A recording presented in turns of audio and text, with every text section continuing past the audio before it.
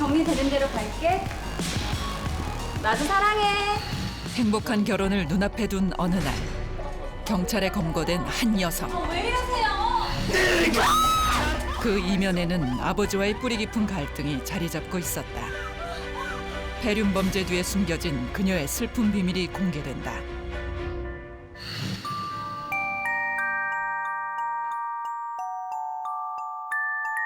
위험한 그녀의 비밀 빨간 핸드백 벌써 11번째 시간입니다.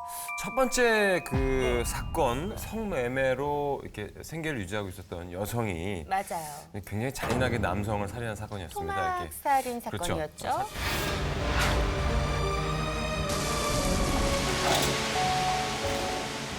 그때 이 사건이 최종 판결이 안 났었는데 지금 최종 판결이 났다고 합니다. 배 교수님. 예, 이제 당시에는 사체 살인하고 사체 성교 혐의로 이제 기소된 후에 당시 이제 범행 수법이 잔혹하고 네. 죄의식이 결여됐고 피해 보상을 하지 않았다는 뭐 이런 부분에 고려돼 갖고 네. 1심, 2심에서는 30년형. 30년형이요? 예, 됐는데 30년이면 대법원에서 최종 확정이 됐습니다. 아예 30년으로? 예, 이렇게 됐습니다. 보통 뭐 이렇게 뭐 언론에서 접한 뭐 이렇게 살인 그런 뭐 15년 뭐 이런 게 있어 30년은 뭐 거의 무기징역이나 다름없네요.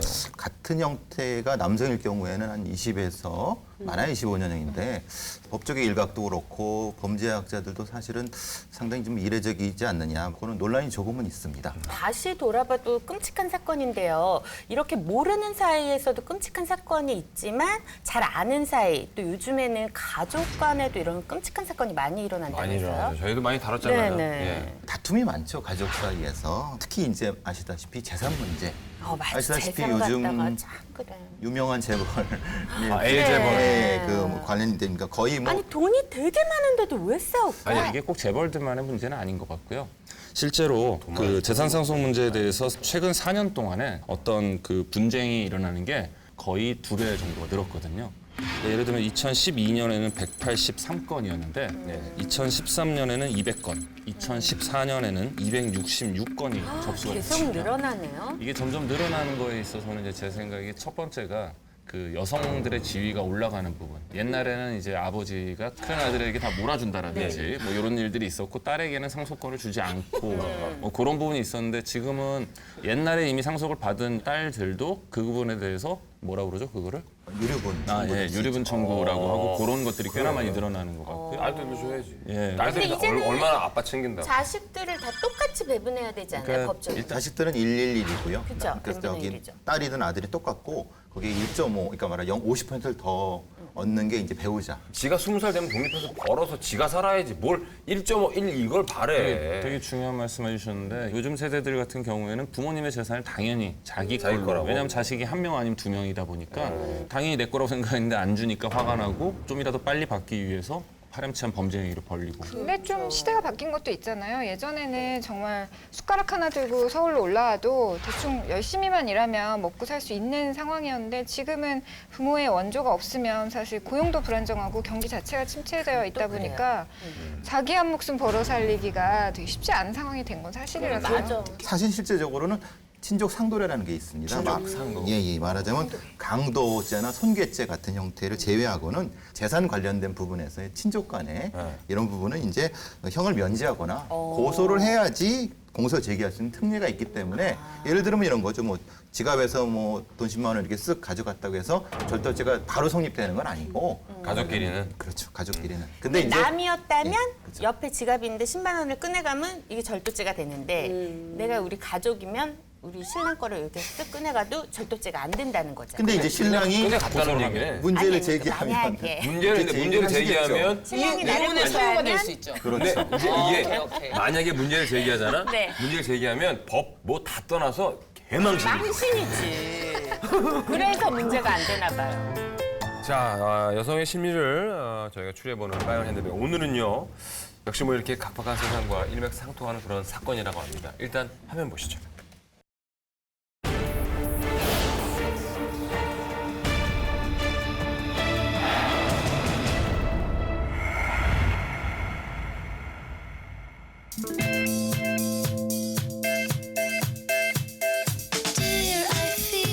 쇼핑하네요.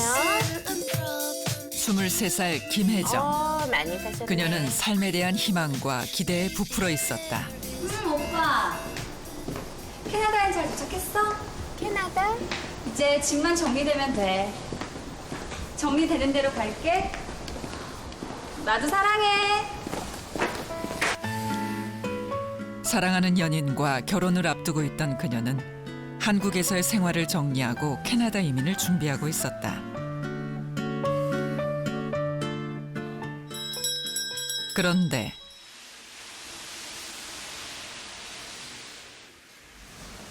뭐죠? 김혜정 씨 되시죠? 네, 그런데요? 경찰입니다. 같이 좀 가시죠. 왜 이러세요? 저희 가서 말씀하시죠. 왜 이러세요? 왜 이러세요? 왜 이러세요? 캐나다로 떠나기 전 전셋집에 잔금을 받으러 가던 날 그녀를 찾아온 경찰. 그녀에게 무슨 일이 있었던 걸까?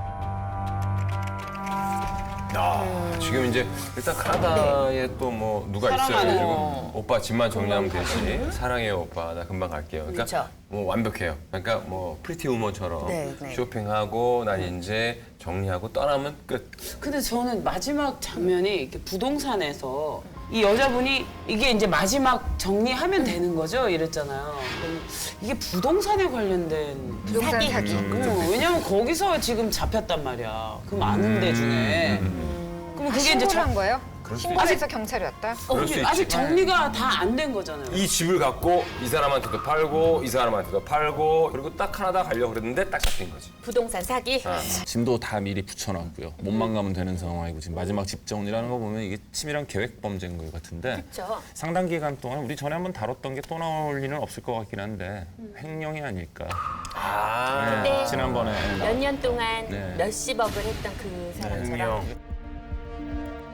비슷한 돈 문제일 거라고 추측을 해보는데 약간 혼수가 어쨌든 필요하잖아요. 결혼을 하려면 이제 혼수 장만하다가 약간 그 과정에서 뭔가 금전적인 문제를 이걸 일으켰을 돈을 수도. 연인에게 청혼을 받고 결혼 후 캐나다로 건너갈 예정이었다는 건 맞습니다. 네. 결혼 준비는 돼 있었고 티켓도 구매를 했고 보통 이민 갈 때는 미리 옷을 보내지 않습니까? 보내죠, 짐 배로 싸게. 다 이제 보냈어요. 몸만 떠나면 되는 상황이었습니다. 진짜 예. 내 꿈이. 아 정말 뭐 많은 분들이 그런 얘기 하잖아요. 몸만 떠나면 좋겠다 뭐 이런 거. 꿈이에요? 네. 어디로 가고 싶으세요? 지금 약간 헤어스타일은 나이로비인데. 아니 뭔가 나이로비가 어디야? 케냐. 안드로메다로 가고. 안드로메다. 이거 진짜.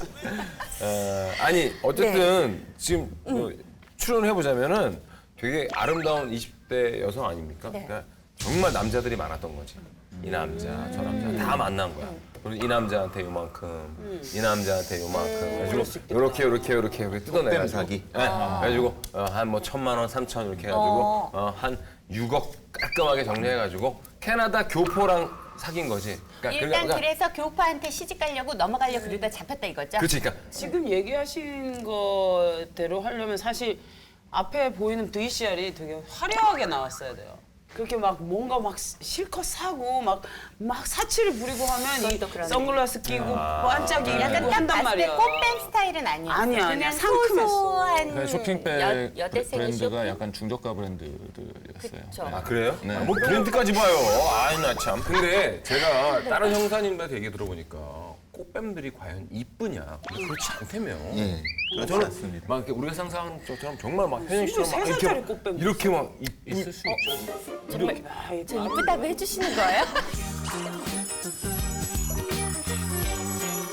우리가 사기꾼이랑 꽃뱀 이렇게 구분할 때는 아주 뭐 굉장히 이쁘고 화려할 거로 같지만은 근데 인간의 마음을 움직이려는 사람들이지 않습니까? 사기꾼이라는 게. 그렇죠. 네. 그러려고 하면 당연히 오히려 화려하고 그러면은 좀 거부감을 가지고. 그러니까 저희가 말하는 그 제비 같은 스타일이 양재진 선생님 같은 스타일이 많다고 생각할 텐데 오히려 형 같은 스타일이 많다는 거죠. 아 진짜요? 이렇게 또 오는 거죠. 네, 그러니까 그렇죠. 진짜로. 아닐 것 같은 사람인데 진짜. 네, 그렇게 해서 네. 빠져들게. 완전 그래서 뭐- 꽃뱀도 저 같은 스타일이 많잖아요. 누난 나이로비라. 지금 오늘 완전 나이로비야. 6인의 마스터가 추리한 사건의 내용. 부동산 중복 계약으로 사기를 저지른 것은 아닐까?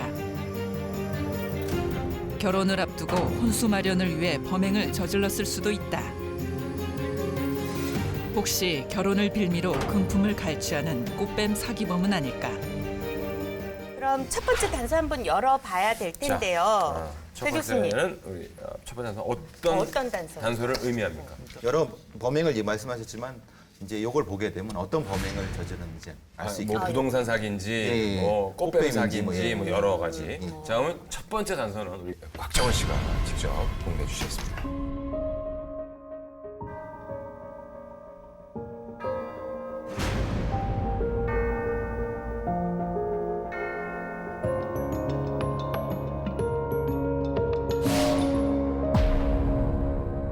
신용카드가 있네요. 신용카드요? 신용카드? 네, 신용카드가 평범한 신용카드. 저 여성이 어떤 범죄를 저질렀는지를 알 수 있는 어떤 범죄? 어떤 신용카드.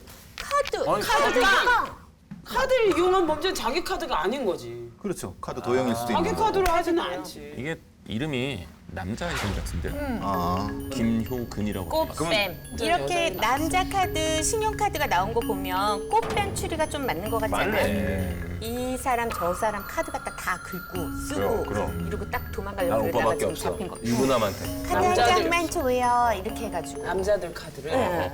정말로 남성들의 어떤 카드를 갈취하고 뭐 이렇게 뺏어가지고 하던 사람이었다면 카드를 여러 장 넣어놓지 않았을까요? 한 장이라는 게 조금. 근데 나는 근데 이게 한 장이 굉장히 센 거 아닐까요? 아니 근데 보면은 그렇게 한도가 높을 만한 그러니까 이거 카드는 아니고. 플래티넘 이게 그런 일반적인 럭셔리급이 카드는. 아니잖아요. 그래요? 잘 정말 평범한 카드. 남자한테 카드 달라고 해갖고 얼마나 쓸 수 있어. 이거 그럼 아니면 그거 아니에요? 카드 복사.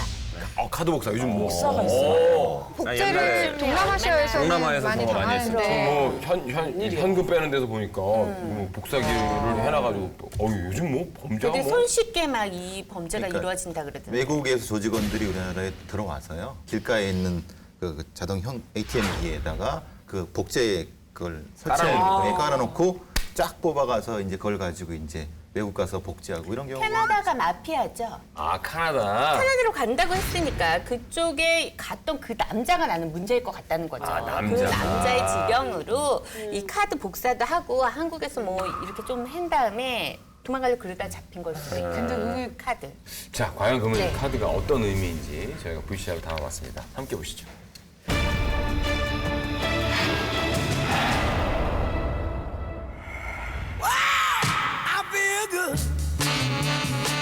청순하잖아, 옷도 그렇고. 경찰에 연행되기 직전까지 백화점을 다니며 쇼핑을 즐겼던 그녀. 잘할 수 있다니까. 누가 봐도 결혼을 준비하는 행복한 새 신부의 모습이었다.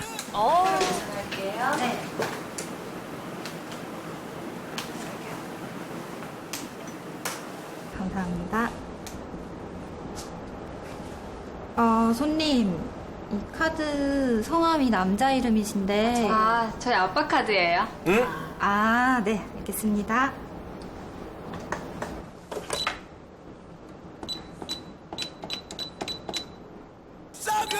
어우, 비싸다. 아버지의 신용카드로 쇼핑을 즐겼던 그녀. 한 달간 그녀가 지출한 비용은 1,000만 원에 이르렀다.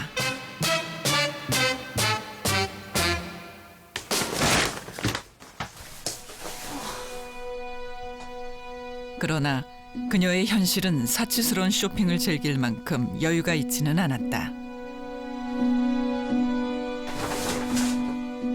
백화점에서 옷과 가방, 구두 등을 구입했던 그녀. 그녀의 경제적 상황에 비해 단순한 결혼 준비라고 보기에는 씀씀이가 커 보였다.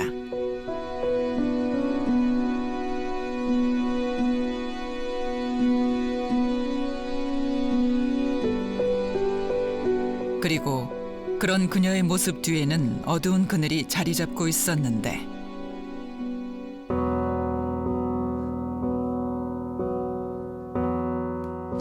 안녕하세요. 안녕하세요. 아빠는 좀 어떠세요? 원래 알코올 중독이라는 게 치료하기 쉽지 않은 병이죠. 당시 그녀의 아버지는 알코올 중독 치료를 위해 정신병원에 입원한 상황이었다. 일찍 어머니를 잃었던 그녀. 아버지마저 병원에 있는 상황에서 그녀는 홀로 결혼을 준비할 수밖에 없는 상황이었다. 잘 받으셨어요? 네. 여기 회원권은 어떻게 돼요? 저희 여기 보시면 지금 얼굴 하는 스킨 피부 관리 비용으로 390만 원을 지출한 그녀. 그녀는 모든 비용을 아버지의 신용카드로 결제했다. 현금은 비싸죠. 카드로 할게요. 네. 일시불이시죠? 네. 최고고. 스킨 보톡스 들어가고 물광주사인가요? 손님 이거 한도 초과로 나오는데요? 한도 초과까지 쓴 거야. 얼마나 쓴 거야? 그럼 회원권은 다음에 와서 할게요. 네, 알겠습니다. 수고하세요. 네, 안녕히 가세요. 없다라는 거 아닙니까? 자는 거가? 도둑질을 하나?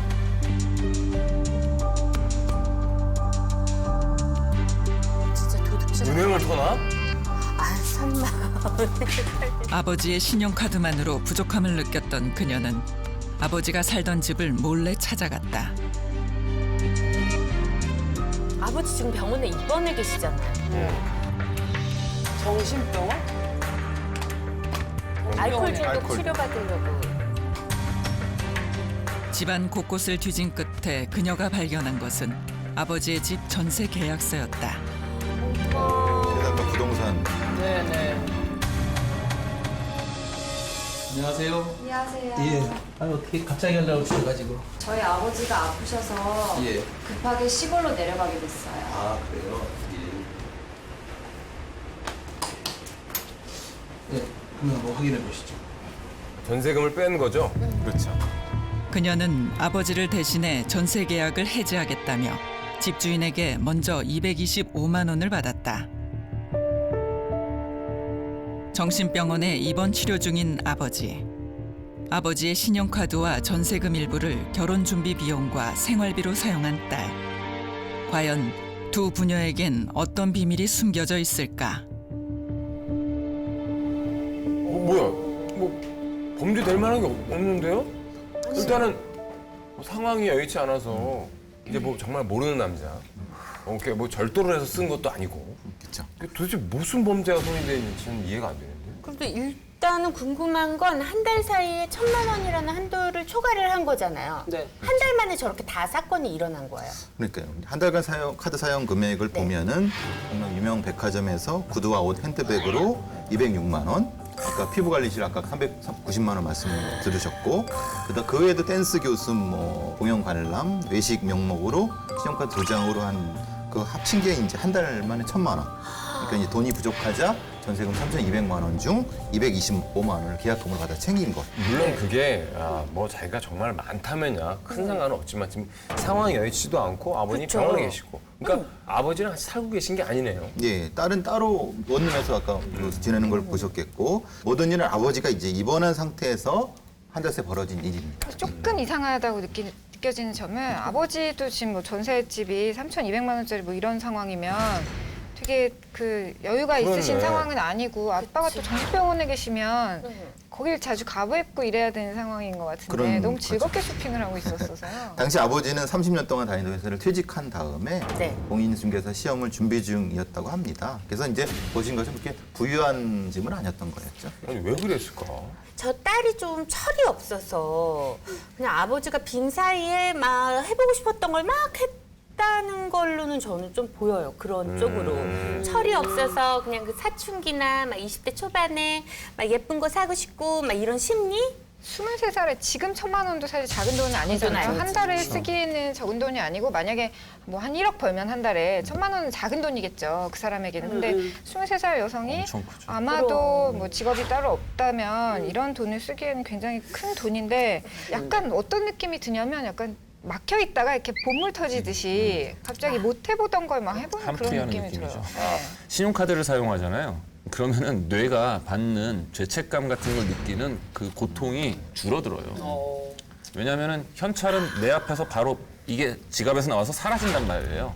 근데 신용카드는 하나를 줬더니 영수증까지 해서 2개를 나한테 돌려주잖아요. 아 그래요 실제로. 보통 쇼핑 중독이나 과소비하는 사람들은 주로 신용카드를 사용한다. 그래서 그러다 저는 이제 신용카드 대신에 체크카드 쓴 지 한 2달 됐거든요. 꽤 낫죠. 꽤 낫죠. 문자가 2개씩 와요. 하나는 뭐 결제됐습니다 오고, 잔고? 하나는 계좌네. 잔고에 얼마나 왔습니다 딱 오니까 실제로 그걸 이제 남아 있는 거 딱 형태를 보니까 적을진 않게 되더라고요. 근데 또 보면 여자들은요, 제 친구나 저도 그랬고, 이 피해자도 똑같은 상황이었던 것 같은데, 결혼을 앞두고 좀 이렇게 지르나요?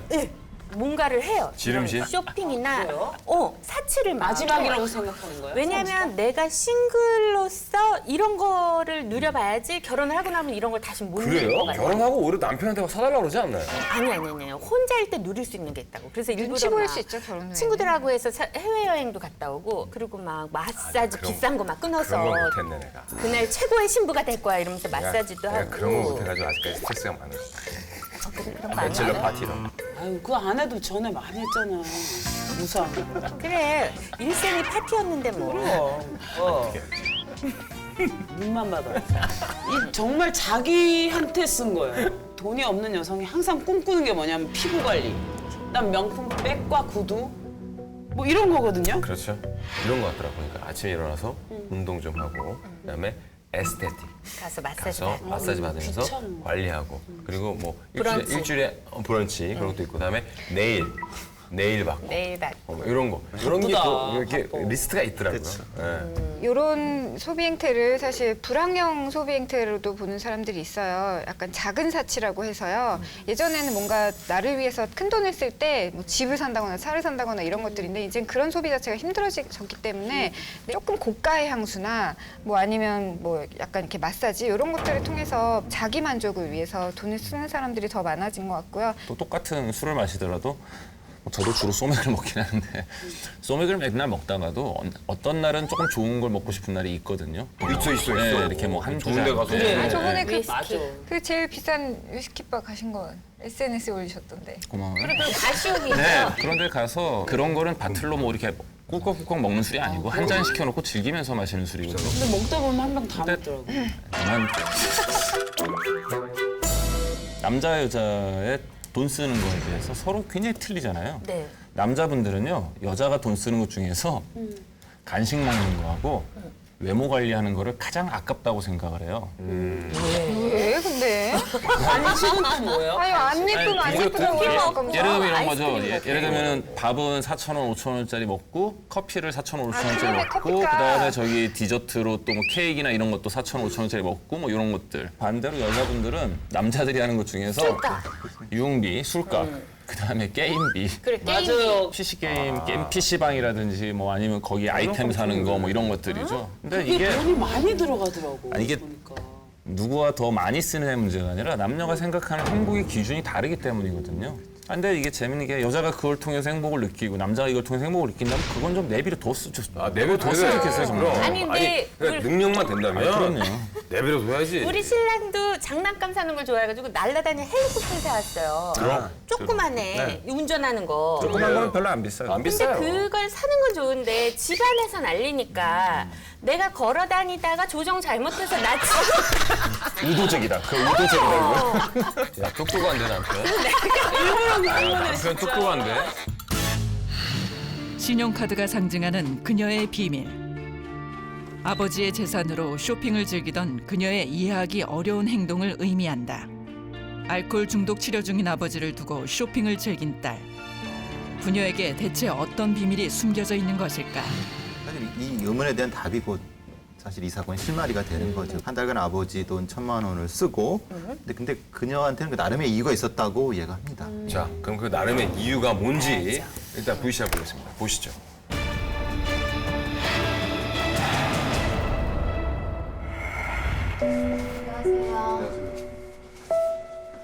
캐나다로 이민을 떠나기 전 아버지가 입원한 병원을 찾아온 딸.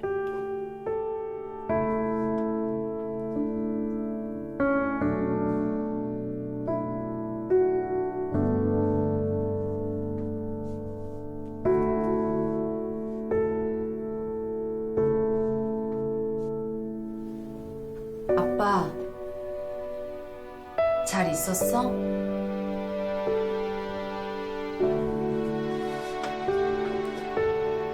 어디 불편한 데는 없고?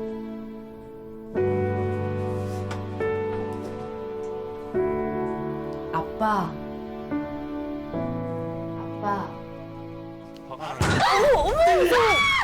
얘는 나한테 수가 있어. 배엄마도 큰데 이거 나 이거. 야, 아 이거 나 이거야. 깜짝이야. 이거 나 이거야. 저 죽여버려야 돼 지금. 딸에게 강한 분노를 내보이는 아버지.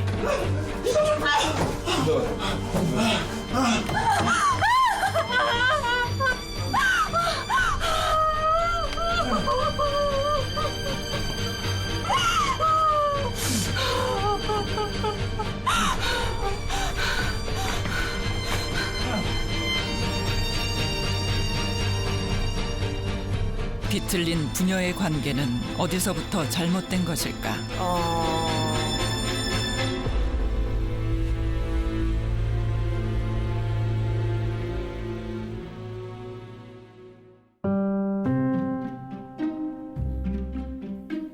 불과 몇 개월 전만 해도 그녀는 아버지와 남남처럼 지냈었다.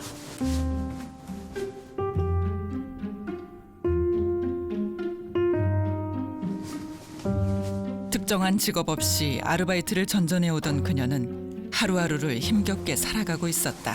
아르바이트를 전전하면 진짜 생활고가 좀 심해질 것 같은데.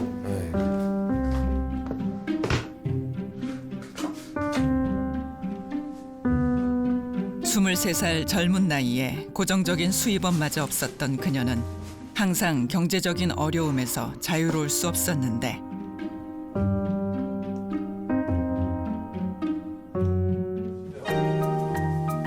그런 그녀에게 새로운 삶을 시작할 수 있는 기회가 찾아왔다. 오빠랑 캐나다 가서 행복하게 살자. 남자가 괜찮나 보다. 남자친구.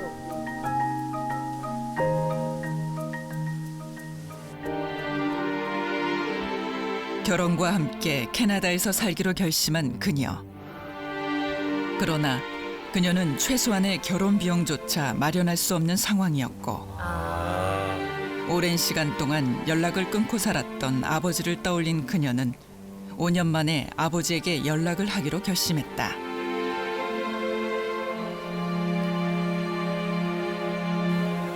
여보세요? 저 김효근 씨 핸드폰 맞나요? 아버지, 저 혜정인데요.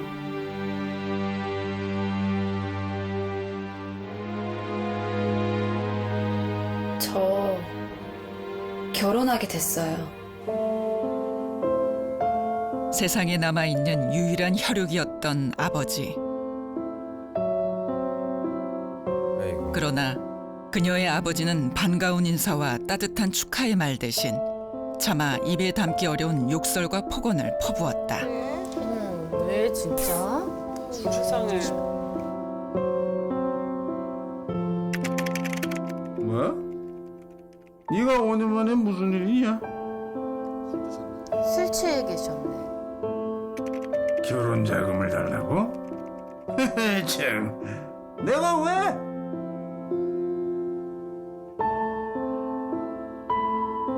난 너 같은 딸 없다고 생각하고 살고 있다.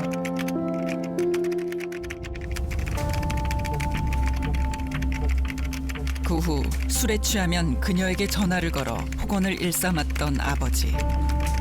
결국 아버지를 향한 원망과 분노에 사로잡힌 그녀는 아버지를 정신병원에 입원시키기로 결심했다. 뭐야? 김효근 씨 되시죠? 근데 네, 가족 동의하에 입원 결정됐습니다. 같이 좀 동행하시죠. 무슨 소리야? 내가 병원을 왜 가? 같이 가셔야 됩니다. 내 인간이 나한테 그럴 수가 있어. 배엄마도 큰데 이거 나 이거. 결국 아버지를 알코올 중독 환자로 정신병원에 강제 입원시킨 그녀. 그녀가 검거되기 전까지 그녀의 아버지는 42일간 정신병원에 감금된 상태로 치료를 받았다.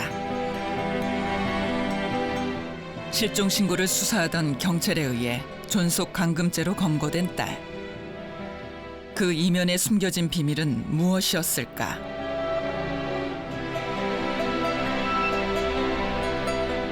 아니 어쨌든 딸이 아빠를 그러니까 정확히 어떤 딸이 아버지를 알코올 중독죄로 신고해갖고 네.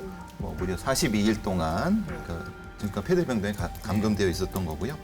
다른 가족들이 이제 아버지 연락이 안 되자 실종 신고를 했고 경찰이 이제 수사를 통해서 건강보험공단을 확인을 통해서 사용력을 추적한 결과 이제 감금된 사실을 확인해갖고 이 사건이 된 부분인 거죠. 아니 실제로 이 아빠가 알코올 중독이 있었나요? 네, 뭐 통화 내역, 뭐 진술, 뭐 이런 거 종합해 볼 때 취하면은 이제 피해자한테 계속 전화를 하고 음성 메시지로 욕설도 했다는 거 확인해갖고 결혼한다는 거 알린 다음부터 술 먹고 폭언을 했다고요, 전화로요? 그렇게 된 거죠. 예. 어머, 아무 주사가 있는 왜 거죠. 술 먹고 그렇죠, 있었던 폭언까지 거죠. 주사가 있는 거죠. 도와주시다니. 주사가 있는 거고.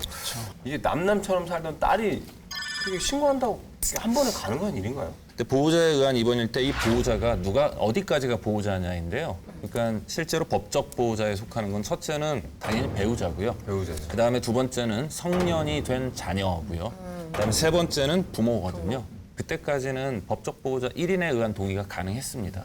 근데 2008년도에 개정이 됐고 2009년도 3월부터 시행이 된 법에 의하면은 법적 보호자 2인 이상의 동의가 필요하게 됐고요. 아마 이런 것들을 악용하는 일들이 벌어지면서 좀 환자의 인권을 더 중요시 여기기 위해서 그렇게 됐고, 미국 같은 경우에는 만약에 술 문제가 있거나 술로 인한 주사에 의해서 범죄적인 문제가 생기면은 거기서는 바로 현장 체포 바로 들어가죠. 다음에 바로 구속이 되고요. 유치장애인 상태에서 그 법원에서 강제 치료 명령이 떨어지는 걸로 알고 있거든요.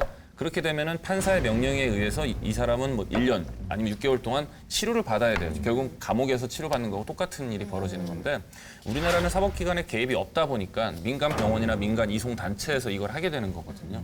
그러면 이 경우에는 병원 측 잘못은 없네요. 그렇죠. 2007년까지는 뭐 1인 사건이니까. 뭐 동의만 하면. 말하자면 병원 측은 법적으로는 뭐 큰 문제된 건 없었죠. 왜냐하면 그 원칙에 따라서 한 거기 때문에. 이제 문제 딸의 경우가 문제가 되겠죠. 말하자면 재산을 노리고 계획적으로 분명히 저질렀고, 사실은 근데 다른 가족이 있었기 때문에 상당히 그 충격이 받았고, 그래서 죄질이 무겁다고 판단이 된 부분입니다. 그렇군요. 그러면 이렇게 유사하게 이렇게 누구를 강제 입원한 그런 사건 사례가 있습니까? 사실 이런 건 많죠. 사실은 비일비재하잖아요. 이 말하자면 정상인을 정신질환자라고 몰아갖고 실제 사례에서는 그런 겁니다. 특정 종교를 안 믿는다고 부모가 아예 개종을 강요하면서 거기에 병원에 감금한 이런 형태도 있는 거고요. 억울하다, 억울해요. 그러니까 말하자면 또 하나는 이제 재산 문제죠. 사실은 뭐 1,000억의 재산가가 뭐 갑자기 응급이송 업체한테 끌려가게 됐는데, 어이없어. 말하자면 그 범인이 부인입니다, 부인. 어머머. 이제 부인이 그 부모를 설득해갖고 정신병원 입원시키고. 남자의 부모를 설득해서. 그렇죠. 결국은 이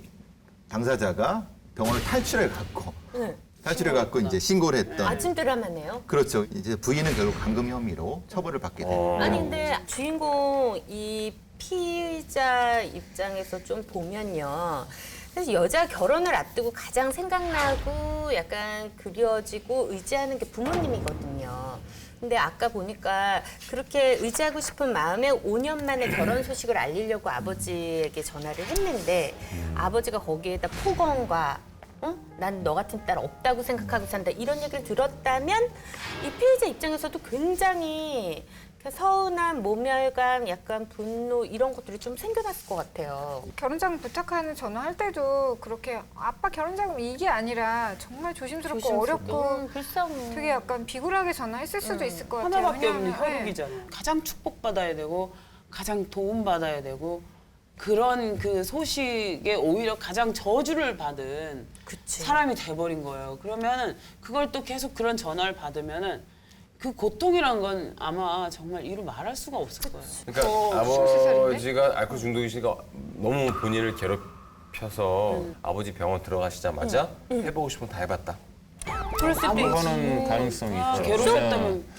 왜냐하면 이제 괜히 어렸을 적 부모와의 관계에서 문제가 있다라든지 어떤 애정을 받지 못한 어떤 심한 결핍이 있었다라든지 뭐 이런 문제가 있을 가능성이 상당히 크죠. 그런 것들이 이제 물건을 구매함으로써 그 보상 심리로 나타나는 거겠죠. 그러니까 남자친구랑만 싸워도 그런 마음이 들잖아요. 뭘 이렇게 너무 답답하고 이러면. 쇼핑하고 싶은 생각. 뭐 이게 여기 답답한데 뭘로 할 수가 없으면 산책으로도 안 될 때가 있어요. 맞아요. 약간 그러니까 스트레스 때문에 쇼핑이 약간 딱 이렇게 뭐라 그래야 발동이 되나? 걸리는 발동이 거죠, 걸려서 발동. 가서 사 오잖아요. 그때 한 쇼핑은 약간 엄한 옷들이 많고 대부분 충동구매. 네, 가져와도 별로 예쁘지 않아서 그래서 화가 더 나. 그래서 다시 사러 가요. 맞아. 그래서 며칠간 계속 사러 다니는 거예요. 여자들은 왜 홈쇼핑 중독에도 빠져들고 막 이러는 게 뭔가 남편이 사랑으로 채워주지 않으면 그거에 집중한다든지. 보상 같은 거? 약간 보상 심리가 좀 있거든. 그러니까 보상이 이런 거죠. 그러니까 예를 들면 우리 우리 박정은 씨 같은 경우 미스과 같은 경우 이제 강연 다니고 이러면 피곤하지. 그리고 하루에 몇 시간씩 떠들고 이렇게 힘들었으니 나를 위해서 오늘은 뭘 하겠다. 뭐 이런 거. 있죠. 당연히 있죠. 뭐예요? 약간 이 정도는 나에게 선물할 권리가 있어. 당연합니다. 자격이 있어. 이렇게 얘기를 이제 스스로에게 주입시키면서 전 고기를 먹죠. 고기를 먹어요. 어떤 거? 제가 딱 도착한 서울의 지점에서 가장 딱 한 반경 뭐 몇 킬로 안에서 착하다. 가장 비싼 고깃집으로 가죠. 그래요? 그래서 진짜 양껏 먹고 그래도 뭐 얼마나 나올 거야. 나오겠어. 그래도 뭐 한 곽정은 씨하고 한번 고기를 먹어봤는데요. 여러분이 상상하는 것보다 많이 먹습니다. 백 하나 가격을 먹어버려요. 그 정도는 아니겠다. 백 그렇게 하나. 먹을 수는 아니, 없어요. 아니 그래도 그래요. 백은 이런 건 안 사. 뭐 진짜 어린 시절에 한두 개 사봤는데 그 드는 돈에 비해 그렇게 그 행복감이 오래 오래 가지나? 가지 않더라고요. 그래서 저는 그냥 착하다. 박정은 씨는 진짜 의외네. 뭐 하나 살 줄 알았거든. 아주 몸에 투자한다니까요. 고기도 그렇고 뭐 이렇게 잘 하시는 운동하는데도 돈 많이 먹고 쓰고. 싶은 거 먹고. 전 진짜 한 달인가 전에 저는 되게 그 비비건을 좋아해요. 비비건을 좋아하는데 한 몇 년 동안 한 번도 안 사다가 한 2주 전에 이렇게 혼자 있다가 난 누군가 일만 하나 뭔가 하다 가다 샀어요. 샀어. 그래가지고 쓸데있는 걸 사지. 그래가지고- 비비총을 왜 사? 남자들 아니 근데 그게 제가 몇 개가 있어요. 그 소총도 한 2개 있고 권총도 2개 있고 결정적으로 스나이퍼 있죠. 스나이퍼. 긴 거. 그거를 샀는데 이사할 때 뒷대가 없어가지고 엄마 차 트렁크에 넣었거든요. 근데 엄마가 마트 쇼핑 갔다가 그 마트 직원들이 그 짐 실어주다가 저희 어머니를 쉬리로 돌려줘가지고. 황석철 씨는 뭐 하세요? 나한테 보상한다. 자기 선물. 아직은 뭘 한 적은 없는 것 같아요. 그리고 술 마시잖아. 술을 이제 사줘요, 후배들. 왜 연극하는 후배들 있잖아요. 그러니까 그 친구들이 한 번 사주면 돈이 정말 많이 들어요. 정말 잘 먹거든요. 그러면 이제 하루에 정말 제가 혼자서 쓸 수 없는 돈을 준비해서 나가서 그냥 먹고 싶은 거 다 먹어. 그렇게 그래버려요. 해서 보상 심리를 받는구나. 그렇죠. 그런 거. 내가 그거는 성공했다. 기분이 좋은 기분 거예요. 좋아지는 애들이 그거. 막 먹으면서 고맙습니다. 근데 저는 막 쓰진 않아요. 왜냐면 죄책감이 들더라고요. 쇼핑을 과하게 하면 그 물건을 볼 때마다 내가 왜 저랬을까? 막 이런 죄책감 때문에 그 정도로 사봤어요? 아니. 해본 거지. 어떤 걸 사든. 옛날에. 그래서 그런 건 안 좋아하고 저는 연금보험이나 이런 거 쇼핑해요. 진짜로. 보험 쇼핑이네요. 저축을 거지. 보험 200살까지 살아라. 큰 건 안 돼. 10만 원짜리를 넣더라도 가서 새로 나온 적금 뭐 있어요? 이자 많은 거 뭐 있어요? 상담해서 정말 뭔가 지르고 싶으면 가서 통장을 하나 딱 만들어와요. 아니 근데 되게 좋은 거죠. 많은 사람들이 약간 사치할 것 같은 느낌을 갖고 있잖아요. 근데 되게 알뜰한 어떤 면도 있으셔서 이렇게 사치도 하긴 사치와 알뜰 공존하는 사치와 알뜰을 아주 욕먹지 않게 적절하게 하고 있는 친구예요. 그러니까 사치를 하시면 주로 어떤 걸 특별히 사치하는 편이세요? 백옷. 아니 이제 아기 낳고 나서는 아기용품. 애기용품 뭐하러 사치를 해요? 어차피 왜? 다 크면 없어지고.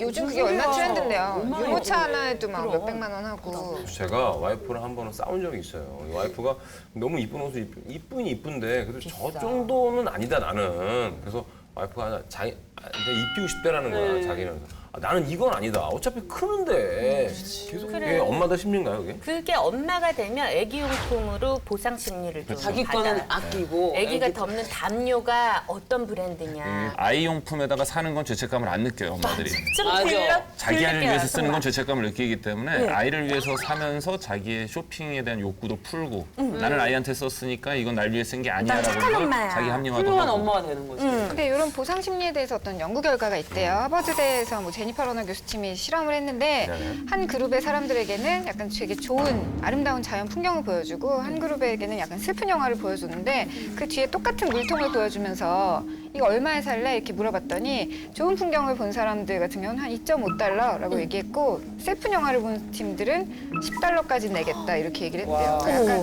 슬프니까 뭐 공허감이 생기기 때문일까요? 그것 때문에 이제 보상하기 위해서 더 많은 돈이라도 기꺼이 지출하게 되는 거죠.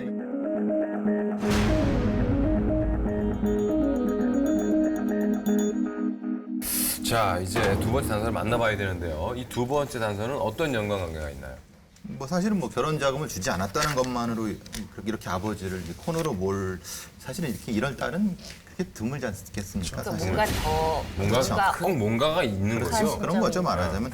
두 번째 단서는 딸이 아버지를 이토록 매정하고 폐륜적인 범행을 저질 수 있도록 만드는 그런 단서라고 볼 수 있습니다. 이 단서의 의미를 알게 되면 딸의 심정, 딸의 심리를 알 수 있게 되는 거죠. 과연 두 번째 단서는 과연 어떤 큰 사건이 있었는지 우리 황석정 씨가 미스 황께서 네, 미스입니다, 미스. 머리 색깔이요? 아이고. 오늘 은사네, 은사네. 네? 뭔가요?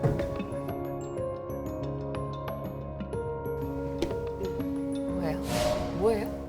리본? 머리끈. 머리끈이에요. 뭐야? 머리끈이요? 네. 머리. 보통이 아니죠? 머리끈이에요. 머리끈. 목 졸립니다, 이거. 그렇겠죠? 죽죠. 이거는 야 폐륜적인 범죄를 저지를 수 있는 이유를 알 수 있는 거라고요? 네. 뭐지? 머리끈이 이걸 안 사줬나? 아버지에 대한 분노가 담겨 있는 그럴 수 있죠. 머리끈이라는 진짜 거는. 말씀하신 대로. 근데 머리끈이라는 거는 이거 꾸미는 거잖아요. 자기가 이제 이 여자가 되기 위한 어떤 꾸미는 도구인데 긴 머리였는데 아빠가 단발령을 내렸나? 그건 또 그렇죠? 쇼트 해버렸나, 쇼트? 이게 나이가 들어서 할 만한 디자인은 아닌 것 같고요. 아이 어릴 때. 때 하는 느낌인데 그냥 어릴 때 아빠가 이걸 사줄 정도로 그래도 자기한테 신경을 쓰는 아버지였지만 갑자기 확 돌변하신 게 아닐까요? 갑자기 연락을 두절시켰어요. 아니면은 그래서 화가 난 거죠. 머리끈을 묶고 있었는데 아버지가 이 머리끈을 잡아당겨서 풀는 거예요. 뭔가 폭력이 있었다. 아니면 폭력이 뭐 있든지 뭔가가 요런- 있어서 이 머리끈이 이런 머리띠를 할 풀려져. 때가 제일 사랑을 많이 받아야 될 나이인데 이때 방치를 했다거나 아니면 학대를 했다거나 아니면 뭐 엄마 거 아니에요? 엄마가 지금 엄마가 한 번 엄마. 등장을 안 하고 엄마가 안 엄마가 계시잖아. 비어있잖아요. 엄마가 안 보다. 나왔구나. 엄마가 안 나왔구나. 엄마 머리끈? 일찍 돌아가셨다 그랬는데. 엄마 육군? 아이고. 아니, 사랑스러운 여자? 그 디테가? 이거 하면 디테가 사랑스러울 거 아니에요. 예쁘죠, 예쁘죠. 저처럼. 어?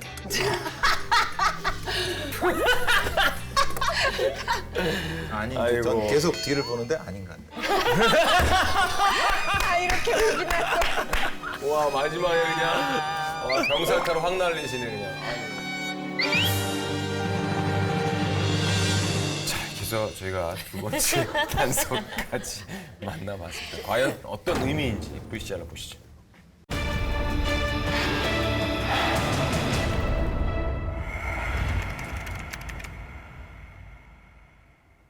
아버지를 강제로 정신병원에 입원시킨 거 인정하시죠? 유일한 혈육이었던 아버지를 정신병원에 감금한 그녀. 경찰 조사를 통해 충격적인 진실이 드러났다. 엄마도 네, 그래. 부처의 자식으로 태어난 그녀는 15살 때 부모가 혼인신고를 하면서 아버지의 호적에 오르게 됐다. 15살. 아빠 생기니까 좋아? 그전에는 적이 없었다는 거죠. 같이 안 살았다는 거죠. 그럼 그 전에 호적이 어디로 돼? 엄마 어릴 때 있겠죠. 또 하는 이거 이놈의 치구상 나가버릴게. 또 하는 이거. 나빠 가야 돼. 야, 부산이 왜 이래 이거? 그러나 그녀의 눈에 비친 아버지의 모습은 술에 취해 어머니에게 폭언과 폭행을 일삼는 존재였다. 가라고. 존나 씨. 15살이 돼서 아빠랑 처음으로 같이 산 거예요? 그녀가 살아온 20여 년의 세월 동안 아버지와 함께 지냈던 시간은 몇 개월에 불과했다. 근데 어쨌든 호적에 올린 거네요, 저때. 그렇죠.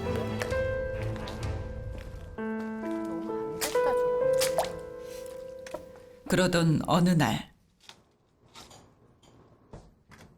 학교 다녀왔습니다. 그 머리끈이에요. 그 느낌이 안 좋은데? 느낌이 안 좋은데? 느낌이 안 좋은데? 안 돼. 아, 느낌이 안 안 돼. 좋네요. 안 돼요. 네. 아, 이건 아니죠. 아니, 이건 왜요? 아닙니다. 이건 아니죠.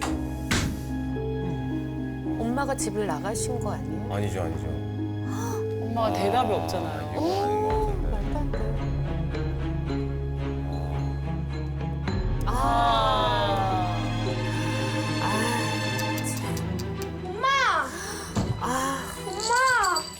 엄마 이리 나봐. 엄마 이리 나보라고. 일어나. 아 진짜 좀 일어나라고. 아 일어나 좀. 어려운 집안 사정과 아버지와의 관계를 비관한 나머지 자살을 선택한 어머니. 엄마 너 일어나 좀. 아 일어나란 말이야. 진짜 일어나라고.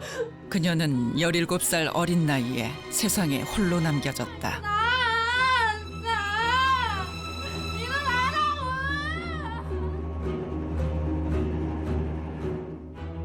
너무 잔인하다. 아버지의 부재와 어머니의 죽음. 아니 어떻게 살아가라고 저렇게. 어린 나이에 세상에 내던져진 그녀에겐 어머니의 죽음을 슬퍼할 여유조차 허락되지 않았다.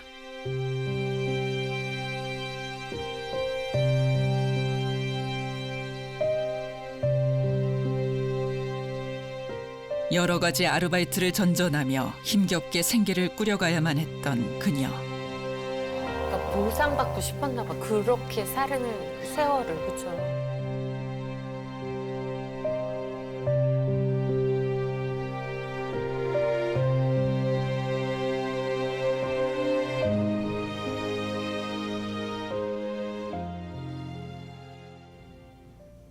핸드폰 좀 꺼내줄래요? 네.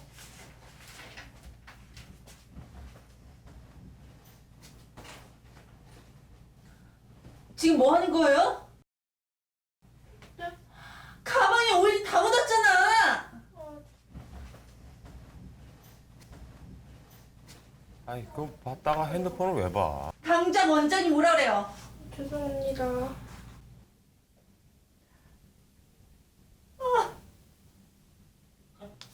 자, 감사합니다. 네가 망가뜨린 가방값 월급에서 깠다. 아, 저 사장. 뭘 놀래? 월급 제대로 받으려면 내일부터 야간 타임도 나와야 돼. 알았어? 나가! 평범한 사람들이 누리는 여유마저 그녀에겐 부러움과 선망의 대상이 되었다. 힘든 삶을 살아가게 된 원인이 아버지 때문이었다고 생각하게 된 그녀. 결혼을 위한 비용마저 거절당하자 마음속 원망은 고스란히 분노로 바뀌었고 결국 아버지를 정신병원에 입원시키고 말았던 것이다. 한 번만이라도 아버지 돈을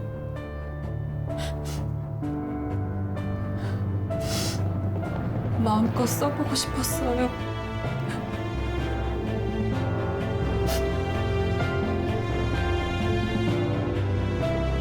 불쌍해. 그녀의 범행은 아버지로부터 사랑받지 못한 어린 시절을 보상받고 싶었던 마음에서 비롯된 것이었다.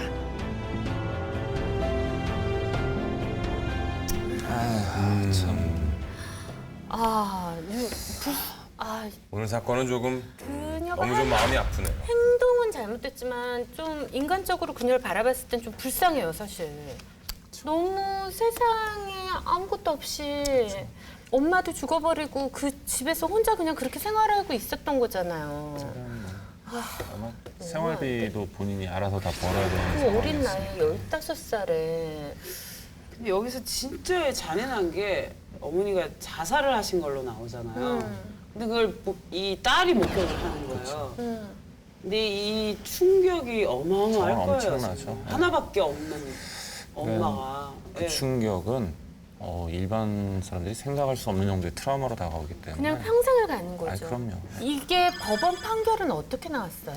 사실은 이제 이 피의자 딸은 이제 뭐 잘못을 깊이 뉘우쳤는데 문제는 아버지가 강력하게 처벌을 원했다고 합니다. 야, 그래서 이제 죄명은 존속 감금, 강도, 여신 전문 금융업법 위반이라는 건 아까 말씀드린 것처럼 카드의 부정 사용이니까요. 혐의로 1심, 2심 모두에서 징역 7월에 실형을 받았습니다.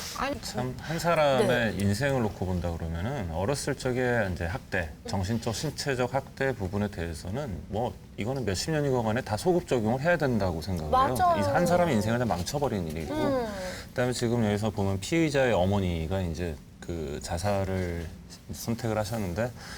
알코올 의존증의 환자분과 함께 사는 배우자의 상당수가 우울증이나 불안장애가 있는 경우가 거의 대부분이에요. 그러니까 뭐 남편 퇴근하고 걸어 들어오는 집에 들어오는 구둣 발소리, 그게 이제 정상적인 발소리가 아니라 조금 그 취해서 그렇게 걸어오는 소리만 듣거나 아니면 남편이 전화만 하더라도 막 심장이 터질 것 같다는 분들도 많고. 실제로 우울증이 생기면서 아이들을 제대로 양육 못하는 배우자들 상당히 많고요. 또 이게 남편이 알코올 의존증이 됐을 때 문제가 이중고예요. 그러니까 남편한테 시달리는 것뿐만 아니라 알코올 의존증을 앓고 있는 분들의 상당수가 그 경제적 기능을 못하게 되기 때문에 이 부인이 이제 경제적인 것까지 생활고까지 자기가 또 경제적인 거 책임을 져야 되고 또 제대로 수입이 없으니까 생활고에 시달리는 이런 일들까지 함께 벌어지기 때문에 실제적으로 수익이 없는 경우도 꽤나 많거든요.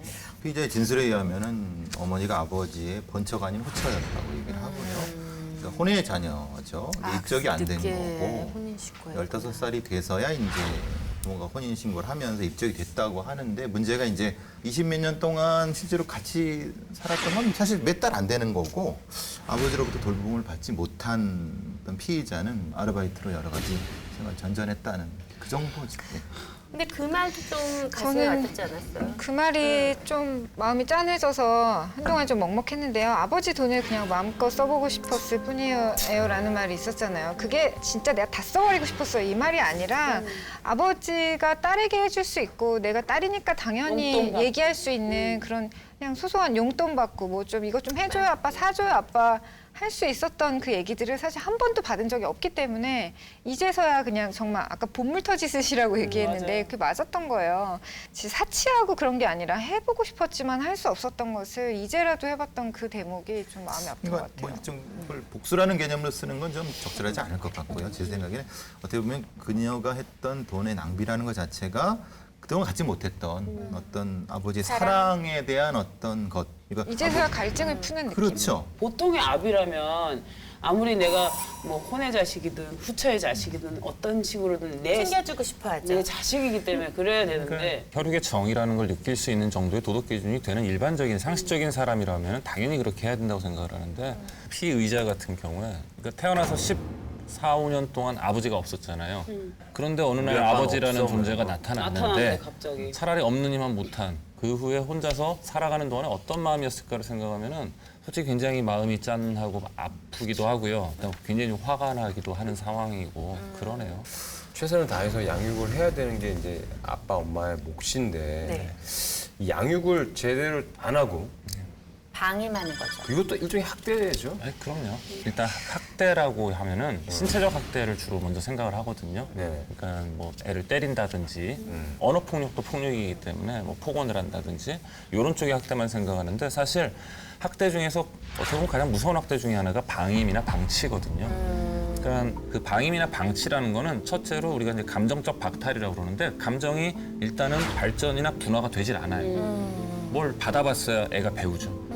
그리고 기본적인 신뢰라는 게 생기지 않기 때문에 앞으로 살아가는 데서 문제를 만드는 거거든요.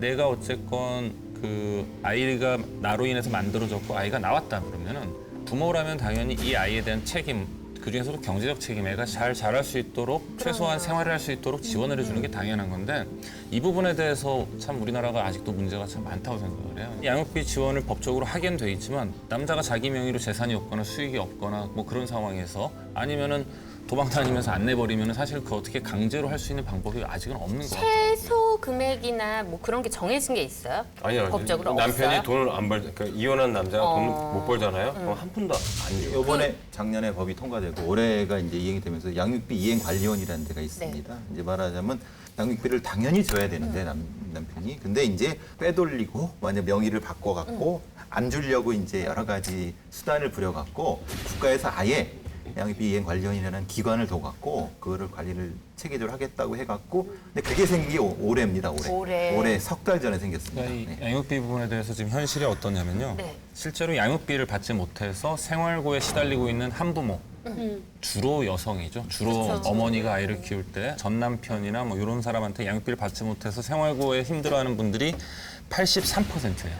39만 가구 정도 된다고 합니다. 대다수라는 거죠. 그리고 문제는 그 중에서 이제 양육비를 줘라라고 지급 청구 소송을 했고 이겼어요. 심지어 승소를 했는데도 77.4%가 양육비를 아예 못 받았다고 하거든요. 아니 그럴 건 뭐하러 하나요? 이 소송을. 그래서 그것을 강제할 수 있는 기관이 새로 생긴 거예요. 그럼 다른 나라 경우는 어때요? 다른 나라는 아주 엄격하죠. 독일이나 노르웨이, 핀란드 같은 경우는 이제 양육비를 국가가 선지급을 한대요. 추후 회수율이 25% 정도밖에 안 되긴 하지만 그래도 못 받더라도 나라가 이걸 먼저 지급하는 이유는 그렇게 해서라도 아동이 방임되거나 방치되는 일을 막기 위해서 국가가 개입하는 경우인데 이렇게 할 수 있었으면 좋겠어요, 우리나라도. 그리고 강제로 뭔가를 할 수 없다면 적어도 나라가 그런 일에 개입을 해야 되는데 어떻게 보면 이건 이렇게 방임되는 그런 아들, 딸들에 대한 또 다른 방임인 거잖아요. 그런 부모님을 둔 자녀들의 이 정신적인 외로움이라든지 슬픔이라든지 절망이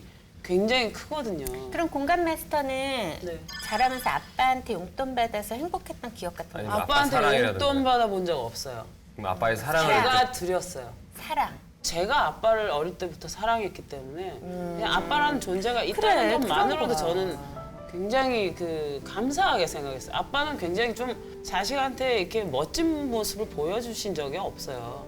근데 제 눈에는 이 억척스러운 엄마에 비해서 아버지가 너무 불쌍하게 생각이 들었고 아버지를 내가 도와줘야 되겠다는 생각을 했었어요. 아버지는 외로운 사람이니까. 그러니까 아버지의 사랑을 그냥 아버지가 옆에 있고 아버지가 저에게 이렇게 부드럽게 대하는 것만으로도 전 더 이상 바랄 게 없었어요. 그래, 옆에 있는 것 자체만으로도 그런 걸 느낄 수가 있는데 이 피해자는 아버지가 옆에 있지도 않았고 그리고 아버지가 해줘야 되는 그런 소소한 행복 같은 걸 한 번도 느껴보지 못했고 그런 게 지금 와서 시집가기 전에 아버지한테 의지하려고 전화를 했는데 아버지의 그 말 한마디 상처 때문에 그런 소소한 행복을 내가 아버지 걸 통해서 느껴볼 거야. 그래서 쇼핑을 하고 이런 행동을 저지른 그러니까 거잖아요. 이 폭력이 제일 큰 문제인 것 같아요. 머리끈이 상징하는 그녀의 비밀. 어린 시절 아버지의 보살핌이 없이 홀로 살아온 그녀. 힘든 시절을 보내며 아버지에 대한 그리움만큼 원망 또한 커져만 갔다. 머리끈은 어릴 적 부모의 부재 속에서 홀로 성장해야 했던 그녀의 불행한 성장 과정을 의미한다. 계속 이 프로그램을 하면서 진짜 누가 가해자고 누가 피의자인지에 대한 그 심각한 고민을 많이 하게 되는 거고 사실 기본이 선 사회가 제대로 된 사회죠. 그 생각을 많이 하게 됐어요. 애 낳으면 어른이 된다, 너 낳아보면 어른 된다 이러는데 저는 그 말 절대 믿지 않거든요. 낳아도 이렇게 방임하고 학대하는 사람들은 분명히 너무나 존재하기 때문에 낳는다고 다 어른이 되는 건 절대 아이들보다 아니에요. 못한 어른도 박정희 씨. 많대도요. 가끔 낳고 사람 되는 사람이 있어요. 아니 근데 자기가 사람 원래 되는데 왜 애를 그게 인성이 있어서 그래요. 저는 어쨌든 오늘 밤 사랑에 대해서 다시 한번 생각하는 밤이 됐으면 좋겠습니다. 그리고 상식이 통하는 세상. 지금 뭐 과도기라고 믿을게요. 계속해서 상식 통하는 대한민국 될 겁니다. 오늘 고생하셨습니다. 감사합니다. 수고하셨습니다. 아버지를 병원에 감금시키는 폐륜적인 범죄를 저지른 그녀. 그녀는 아버지의 사랑을 받지 못한 채 힘든 성장 과정을 보내야만 했다. 이 사건은 그녀가 한 번도 느껴보지 못했던 아버지의 사랑을 보상받고 싶은 마음에서 저지른 범죄였다. There's a crooked street in Houston town. It's a well-worn path I've traveled down. Now there's ruin in my name wish I'd never got off the train. And I wish I'd listened to the words you said.